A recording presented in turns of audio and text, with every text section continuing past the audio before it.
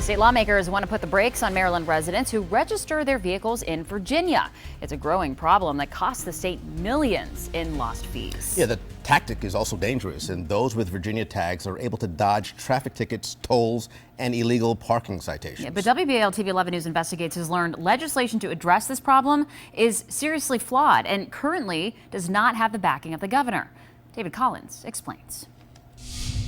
Maryland residents who register their cars in Virginia pay less in fees.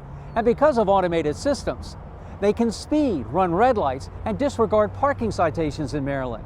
The state loses millions of dollars each year in revenues because there's no comprehensive system in place to crack down.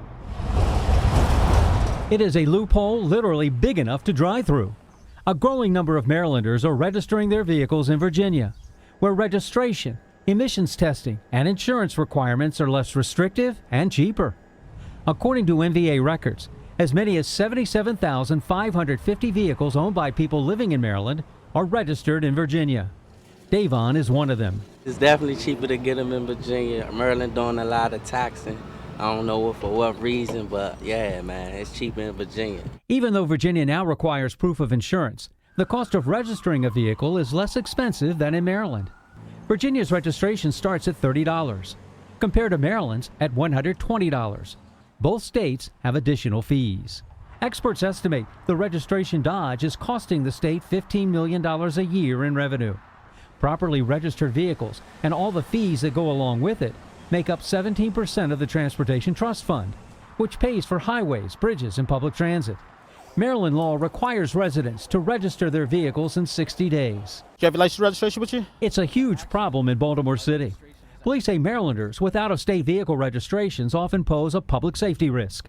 Recently, the police department created a citywide traffic team dedicated to enforcement. A lot of guys from people from Maryland, they go out and get these Virginia tags and get involved in accidents and run red lights and speed camera violations and stuff like that. But the unit can't just pull over drivers simply because of a Virginia tag. They have to break a primary traffic law to be pulled over. The Maryland General Assembly is considering a more proactive approach. So this is a way of trying to force people who are improperly tagged in Virginia to get Maryland tags. Baltimore County Republican Senator Chris West is pushing legislation that increases speed camera fines on people living in Maryland with Virginia tags. The citations would be the same as the graduating scale of fees based on speeding through highway work zones. The bill also requires the MVA to create a database for law enforcement, allowing them to see who is now following the rules. If they get a citation for going through a speed camera, their fine will be considerably higher than if they had a Maryland tag. Another bill requires the MVA to establish an administrative framework to collect data, issue warnings, impose fines, and notify states' attorneys when someone is not in compliance, so they can initiate a civil action. The bill is sponsored by Baltimore City Senator Corey McRae. Making sure that if that person does reside in the state of Maryland and do not have those tags, that we take appropriate action. The MVA is not taking a position on the measure, but there are concerns. The bill does not provide the MVA with the authority to carry out some of the provisions of the legislation. Meanwhile, Davon says whatever lawmakers come up with doesn't bother him. Man, they gonna do what they gotta do to get, get their money, because that's all it's about. It's about money, but somebody gonna find a loophole one day around that again, so that's just the world we living in.